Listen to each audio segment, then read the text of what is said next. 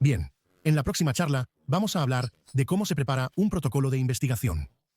Regresando a nuestro marco conceptual, ahora contamos con nuestra pregunta clínica o idea clínica que surgió en el quirófano.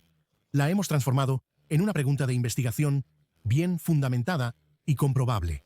Y ahora vamos a tomar esa pregunta de investigación y le vamos a añadir algunos de los detalles más relevantes que realmente van a formar parte de una propuesta. Eso podría ser una propuesta a la IRB para financiación. Realmente llevar las cosas al siguiente paso de realizar su estudio. Por lo tanto, los objetivos de aprendizaje aquí consisten en definir algunos términos que son realmente fundamentales para una propuesta. Nos referimos a los criterios de elegibilidad. Vamos a hablar un poco más en profundidad sobre los resultados y después nos adentraremos más en el cálculo del tamaño de la muestra, ya que a menudo representa un gran escollo. Además, vamos a discutir algo, un poco más sobre la ética de la investigación y la importancia de llevar a cabo de la realización responsable de la investigación. Por lo tanto, vamos a seguir adelante con el mismo ejemplo, que hemos estado usando, y que continuamos utilizando, que es este ensayo aleatorio, en el que comparamos clavos intramedulares con fijación externa para tratar fracturas abiertas de tibia. Por lo tanto, el primer detalle que debemos añadir a una propuesta de investigación es especificar mejor nuestra población de estudio. Esto se logra mediante criterios de elegibilidad. Serán usados para seleccionar a los pacientes elegibles y decidir quién puede incluirse y quién no. Es como una lista de comprobación, pero define quién será la población objetivo del estudio. Creo que a menudo se intenta añadir criterios de inclusión y exclusión para crear una población homogénea. Desde una perspectiva experimental, es bueno tener homogeneidad, pero también tiene desventajas. Si es demasiado homogénea, puede comprometer gran parte del tamaño de la muestra y dificultar el estudio. Hablaremos de eso en un momento. Otra desventaja de es que se pierde la capacidad de aplicar los resultados a una población más amplia. Si lo enfoca en, ya sabe, fracturas abiertas del eje tibial, proximal 1, 3, con heridas de 5 a 8 centímetros, tendrá una población muy específica, pero no podrá generalizar sus resultados y será difícil encontrar esos pacientes. Esa es la clave. Es el argumento para no ser muy restrictivo con el tamaño de la muestra. En el otro extremo, si amplía demasiado la elegibilidad, puede terminar con una situación donde tiene pacientes, en su estudio, que responden distinto a la intervención y al control. Tal vez las fracturas abiertas y cerradas podrían tener diferencias notables. Respuestas a su intervención en su control. Y si los agrupas a todos, puedes descubrir que, el efecto que te interesa se desvanece. Por lo tanto, es necesario encontrar el equilibrio entre esta población objetivo, que debe ser adecuadamente específica para abordar tu pregunta de investigación, pero que también tenga un tamaño de muestra adecuado, y el grado correcto de homogeneidad para poder observar claramente el efecto de la intervención que te interesa. Regresando a nuestro ejemplo, aquí hemos definido los criterios de inclusión, o fracturas de tibia OTA, tipo 42. Nos centraremos en las fracturas del eje. Al entrar, las fracturas de meseta tibial y línea P son distintas. Los tratamientos varían. No siempre se pueden usar clavos. Especificamos Castella tipo 1 a 3A. Lesiones que requieren colgajos. Hay muchas otras cuestiones que pueden comportarse de forma diferente. Tienen tasas de infección más altas, independientemente de nuestra fijación, similar a lesiones vasculares u otras. Los niños responden diferente al tratamiento que los adultos. Sus fracturas sanan de manera distinta. Así que, especificaremos pacientes adultos para criterios de inclusión.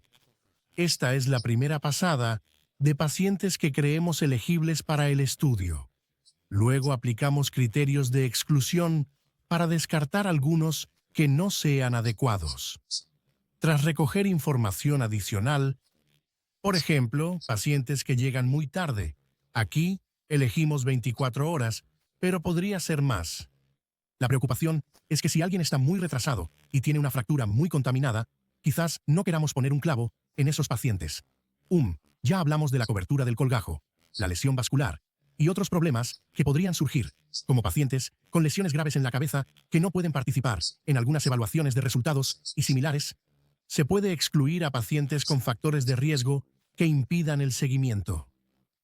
Estas cosas pueden influir en la mecánica del estudio y podrían ser criterios de exclusión. Ahora que ya contamos con los criterios de elegibilidad, podemos profundizar un poco más en los resultados. Como hemos mencionado anteriormente, solo se puede tener un único resultado primario, ya que es necesario enfocar el estudio en un aspecto específico.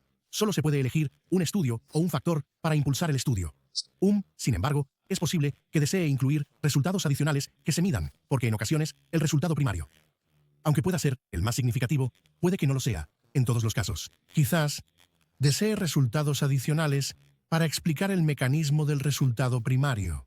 Si la calidad de vida es el resultado primario, y hay diferencia entre tratamientos. ¿Por qué? ¿Mayor infección? ¿Curación más lenta? ¿Por qué esa diferencia? Ahí es donde los resultados secundarios son cruciales. Pero no se puede concluir más sobre las diferencias entre intervenciones con los resultados secundarios que con el primario, porque carece de poder para esas diferencias. Lo otro importante sobre los resultados es el tiempo. Puede ser la duración o el momento en que se evalúa. A veces se evalúa en varios momentos. Hay que especificar el intervalo según el resultado. Por ejemplo, si el resultado es, ya sabes, infección o duración de la estancia, será un seguimiento muy corto. Pero si le interesa la artritis postraumática por posibles maluniones en tibias, puede tomar décadas de seguimiento. Podría ser interesante, pero no siempre viable. Así que el momento del resultado es crucial y puede influir en la viabilidad. También creo que este es un buen marco conceptual para pensar en los resultados. Básicamente la idea es que cualquier problema clínico, lesión o enfermedad tiene una biología subyacente, patológica, que la patología lleva a ciertos síntomas que el paciente experimenta, los cuales pueden influir o no en su función, y también pueden o no afectar su percepción de su salud, lo que en última instancia podría influir en su calidad de vida en general. Por lo tanto, podemos medir los resultados en cualquier punto de este espectro. Si medimos cerca del lado izquierdo, en la raíz del problema, es más fácil detectar diferencias. Existen muchas. Es común que las diferencias no afecten la calidad de vida. En el estudio de la tibia abierta, medir la curación con rayos X es una variable biológica. Podría ser la curación o alineación de rayos X, o la puntuación de óxido, que indica la curación ósea. Pero hemos visto casos donde el hueso no se cura o lo hace lentamente sin síntomas evidentes. Podríamos medir el dolor o sus puntuaciones. Eso nos acerca más a la calidad de vida. Para la función, podríamos preguntar si pueden ponerse en cuclillas y sonreír. Hay otras pruebas funcionales o preguntar sobre su tolerancia al caminar. Para evaluar la calidad de vida, existen varias puntuaciones de calidad de vida. El EQ5D es uno sencillo que usamos frecuentemente. Evalúa la calidad de vida relacionada con la salud de un paciente. Finalmente, podemos considerar los criterios clínicos que impactan la calidad de vida de los pacientes, como pasar por otra operación o enfrentar una complicación grave. Y la clave de todo esto es que lo más importante, en lo que todos coincidimos, es si estamos mejorando la calidad de vida del paciente. Sin embargo, cuanto más lejos midamos en ese extremo del espectro, más diferentes tipos de ruido podríamos obtener de varios aspectos del paciente. Por ejemplo, ¿cuál es su tolerancia al dolor? ¿Cuál es su estado de salud general? ¿Cuál es su nivel funcional basal? Así como su entorno. ¿Cuánta ayuda recibe? ¿Cuánto apoyo social tiene? Por eso pienso que la clave es intentar medir todo este espectro lo más completamente posible, así que selecciona un resultado principal que esté más cerca del lado derecho de la escala, hacia la calidad de vida y lo que realmente importa a los pacientes. Pero asegúrate de medir los resultados secundarios en todo el espectro para tener una comprensión de cuál es el mecanismo que causa las diferencias en los resultados más clínicamente importantes. Para la calidad de vida. He aquí un ejemplo. En este estudio, veremos un resultado primario de la reoperación.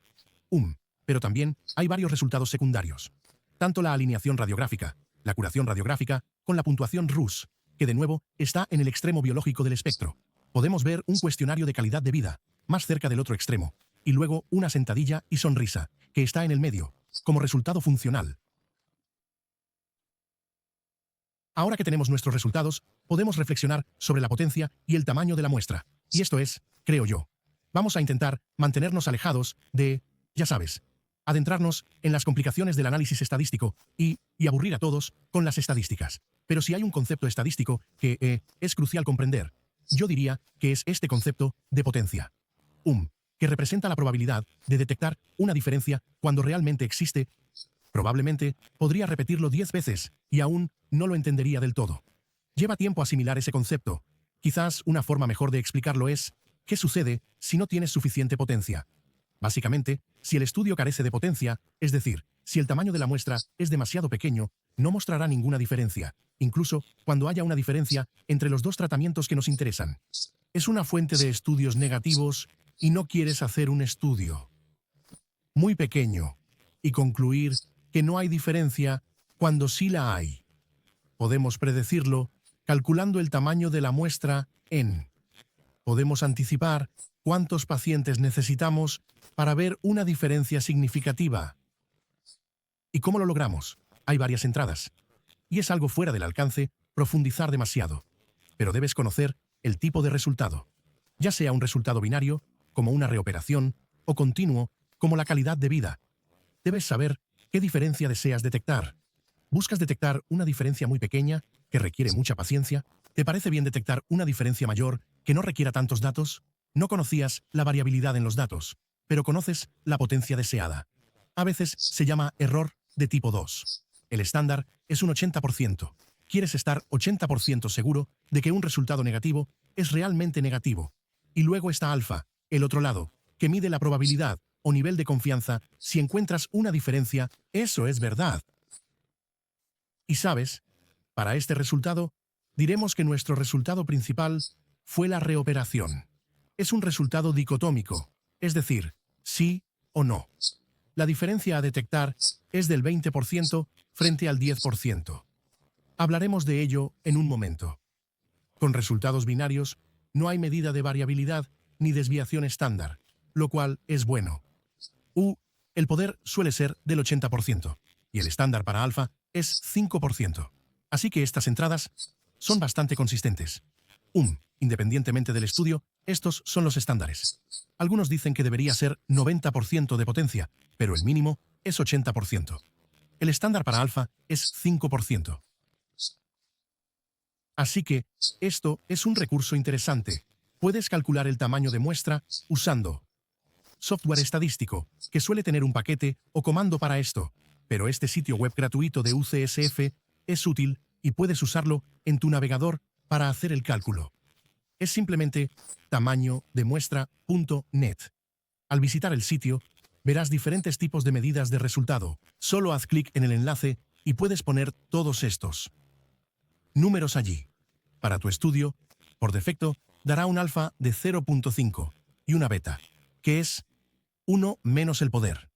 Así que, un 20 beta es 80% de potencia. Luego ponemos nuestra línea de base de riesgo del 10%.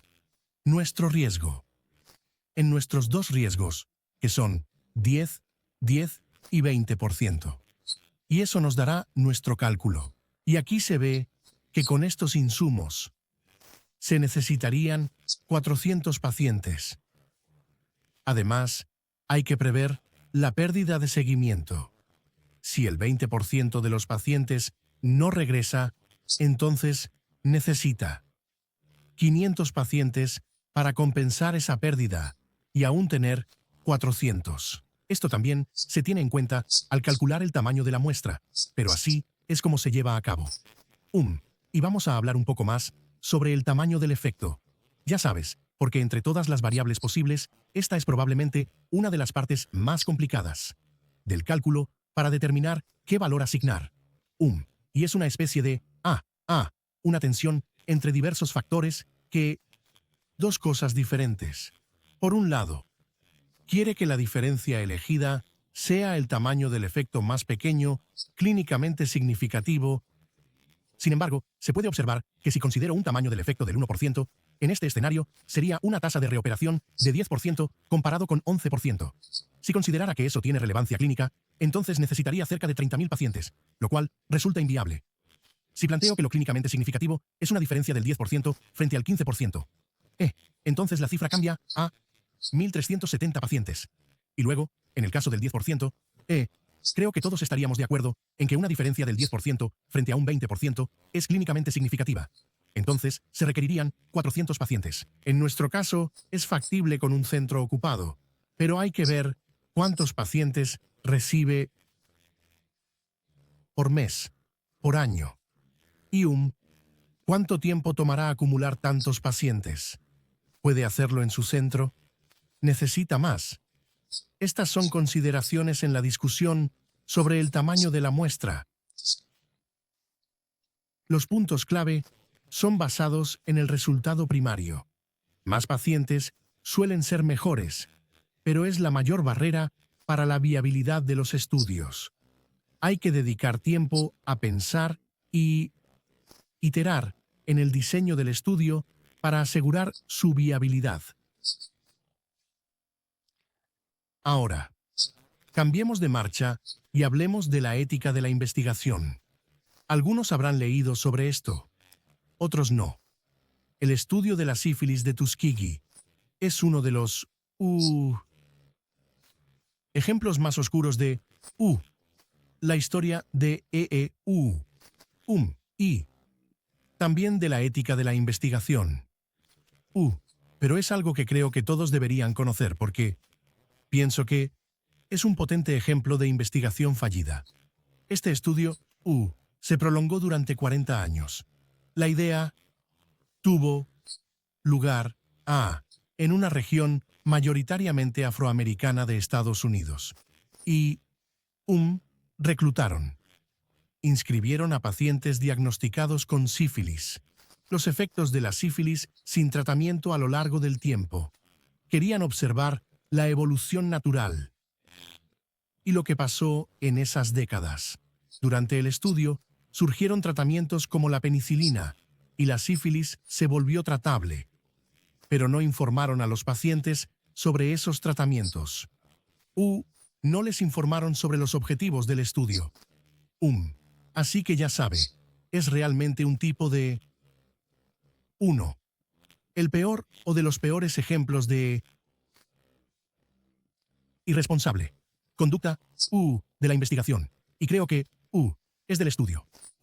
Muchas de las directrices y reglamentos en torno a la ética de la investigación han venido de esto. Esa es la razón por la que debemos pasar por una junta de revisión institucional para la gran mayoría de los estudios que realizamos. Así que os animo a leer sobre ello. Si no lo habéis hecho antes. Es un tema muy es un tipo de historia terrible y triste, pero también crucial para comprender y evitar repetir estos errores. Por lo tanto, para que nos entendamos, debemos recordar que no importa el tipo de estudio que realicemos, casi siempre existe un pequeño riesgo para el participante. Incluso si se trata solo de un estudio retrospectivo con gráficos, seguirá recopilando datos e información del paciente, lo que los expone a cierto riesgo. Cuando hablas de estudios de intervención, como un ensayo aleatorio, al cambiar su tratamiento, el riesgo se vuelve importante, porque el tratamiento varía según su participación. Queremos que todos los pacientes estén bien informados, entiendan los pros y contras y sepan que no están obligados a participar. Si no lo hacen, su tratamiento no cambiará. Eso es solo, ya sabes. Muy importante. ¿Sabes? Los IRBs, los comités de revisión institucional. Son, algo de lo que a menudo nos quejamos porque frenan nuestro progreso y nos impiden comenzar nuestros estudios tan rápido como quisiéramos. Pero en realidad son un recurso esencial y protegen a nuestros pacientes. De nuestro deseo, a veces demasiado entusiasta, de realizar estudios y obtener respuestas a estas preguntas. Por eso, te sugiero que hables con tu IRB, conozcas a su equipo y comprendas por qué están ahí y sus recomendaciones. ¿Por qué sus recomendaciones, están establecidas? Para proteger a los pacientes. Algunos puntos clave. Recuerda, que tu población objetivo se define por los criterios de elegibilidad, inclusión y exclusión. Solo puedes elegir un resultado principal, pero también resultados secundarios en un espectro. Desde el origen de la enfermedad hasta la calidad de vida. Esto puede ser una manera óptima de entender los efectos de ambas intervenciones y el comparador. En cuanto al tamaño de la muestra, más es mejor. Recuerde los problemas con el tamaño del efecto y cómo desea que sea. Elija un tamaño del efecto que sea clínicamente significativo, clínicamente relevante, pero viable para su centro. Y por último, aunque no menos importante, no cause daño. Proteja a los pacientes, investigue responsablemente y consulte a su IRB antes de iniciar su estudio. Gracias.